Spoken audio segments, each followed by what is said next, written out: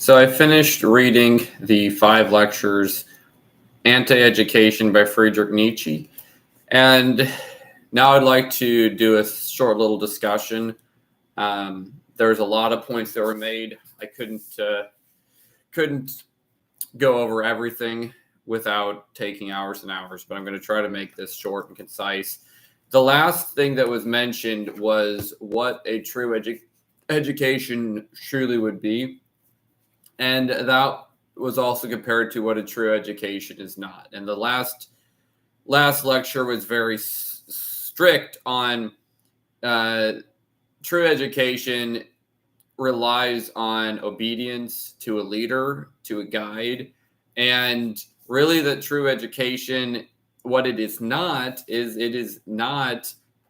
every student being independent to think for the student's self, to do what the student wants, and to basically get to choose what he or she wants to learn and what he or she doesn't want to learn, and how to receive that knowledge. That's not a true education.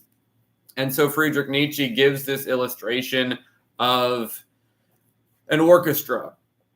And what he said, and I'll just recap a little bit, is okay, well, he says it's like an orchestra. Let me actually paraphrase so it's not monotonous. Basically, he says that education is like an orchestra where you have a conductor on stage leading the orchestra. If you put a genius in the position of the leader, that would be the teacher, the choir, the instrumentation, everything being orchestrated in harmony with each other. That would be what a true education is. And what I think is interesting about that parable or metaphor, if you would, is that it's the exact same metaphor given by St. Ignatius of Antioch in the 1st century. Yes, St. Ignatius of Antioch said in his letter to the Ephesians, "Thus it is proper for you to run together in harmony with the mind of the bishop, as you are in fact doing. For your council of presbyters, which is worthy of its name and worthy of God, is attuned to the bishops as strings to a lyre." And so what I think is very interesting is that St. Ignatius is the first one to mention the harmony of the bishops and the synchronicity of the early church all being in line with the council of the presbyters, in line with the bishop, under that apostolic authority. That is what constitutes a true church, or the only true church in the eyes of St. Ignatius of Antioch. Now, what I think is a bit ironic is that Friedrich Nietzsche was not a Christian and did not conform to any form of Christianity, but his illustration of what a true education would be is in line with what the true church is from the foundation. So whether or not this is purposely connected or not, I don't know. If Friedrich Nietzsche knew that his quote was coming from the letter of St. Ignatius, or whether or not he just thought it up himself, who knows? But the point I'm trying to make is that as much as Friedrich Nietzsche was not a Christian and did not adhere to Orthodox Christian values, his belief that an education system would have to be in harmony with structure and discipline, adherence to a higher authority,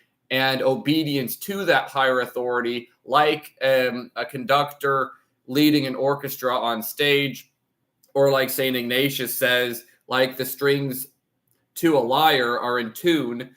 That kind of unity is the exact same thing as how the early church functions, and still to this day, it's what we strive to have. Let me just finish the quote. It says, again, "For your council of presbyters, which is worthy of its name and worthy of God, is attuned to the bishop as strings to a lyre. Therefore, in your unanimity and harmonious love for Jesus Christ is sung, you must join this chorus, every one of you, so that by being harmonious in unanimity and taking your pitch from God, you may sing in unison with one voice through Jesus Christ to the Father, in order that he may both hear you and, on the basis of what you do, well, acknowledge that you are members of his Son. It is therefore advantageous for you to be perfect, in perfect unity, in order that you may always have a share in God. And so this idea of unity is extremely important, and that is exactly what the church strives for.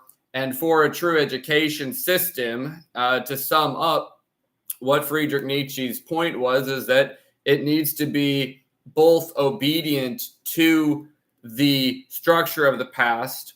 One of his comments was in here through the voice of the old professor was, and maybe I'm wrong, the philosopher said, but I suspect that mastery of language, the ability to express oneself comfortably in speech and writing, is precisely what's being lost with how Latin and Greek are taught in the gymnasiums today. So part of it is the teaching of Greek and Latin. Students will need to be able to express themselves in Greek and Latin, I guess from an inside perspective. And it also comments, if I can find it, something about, it is enough to understand the classical languages. One needn't bother to speak them. And that, again, is just saying that there is this idea in his lecture 5. He talks about how the university is structured so the professor talks and the students just listen, and their whole entire education is coming through the ears, and then half of them maybe are taking notes. That is not the proper way of education, where a true education would be both listening and speaking, reading and writing, and having all of these senses active. And again, if it's in a foreign language like Greek or Latin, translation is very important, but it's only going to be possible to achieve the sense of a classical education if the student is also able to speak and not just listen to Greek. If the student's able to express himself by writing in Greek and not just reading it. And those types of things are extremely important, and something that I believe we can learn from Friedrich Nietzsche. And as oddly enough as it is, really compare that to the early church and how the church is the one that preserved the Greek literature through the monasteries. If it wasn't through the church, we would not have Plato, Aristophanes, Xenophon, Herodotus, or any of that. We wouldn't have Homer's Odyssey today if it wasn't for monks in the monasteries handwriting manuscripts. And so classical education should really have a connection with the Orthodox Church. And that's another thing where I think that this obedience to a higher power, obedience to authority, needs to be conducted through obedience to the church, both with using the pronunciation of Greek used by the church, not trying to stray so far off into alternative pronunciations that nobody can understand the difference. For instance, if somebody's learning strictly by these Erasmian pronunciations, goes to Greek Orthodox Church and is listening, they won't have any idea what's being said. And vice versa. If you're a native Greek and you don't have any idea about this other pronunciation, you won't be able to understand what's going on. And so this idea of independence, we have to have our own pronunciation. We have to have our own interpretation of scriptures, our own interpretation of the past. It's a very Protestant-like idea, and it's something that is not what a true education is. And unfortunately, it is what our educational system wants, whether it's a master's thesis or a PhD dissertation. The idea is everybody needs to be independent and have this independence of thought and independence of their own views and their own perspective. And that's not what a true education system is. That is what a barbarous education system is.